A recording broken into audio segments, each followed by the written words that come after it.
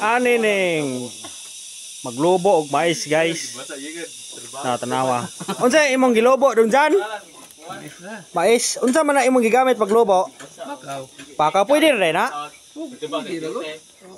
Di ba ang kasagaran bunalan na no?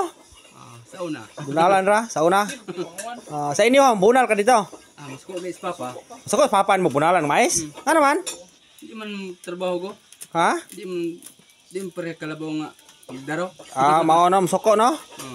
Pero ginana okay ra. Lipay siya. Nang darom dire.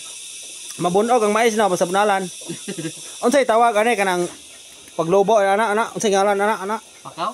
Pakaw unsay tawag ana sa inyo ha? Dalagit no? Kalariyohan inyo no? Okay guys. Nami karon res kabukiran guys. Nagasuroy-suroy na pun mi res kabukiran guys. Tunga sa lasang oh. Tunga na pun mi sa lasang guys kay nagita mi sa yawi guys sa motor kay wag tang yawi sa motor guys. Are bukid ri guys oh. Bukira guys oh. Tara guys, walay laing balay ri guys sa lugar guys. Ning lugar nga akong giarian kanira. Kaya na si Conray si tiglolobo og mais. Kung kinsa katong magpalubo og mais diya, message lang muna ako kay niatay murag masin nga tao ri nga paspas kimo kalubo.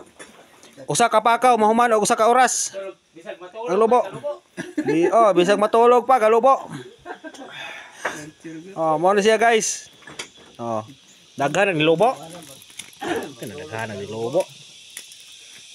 Sige guys, bye bye guys.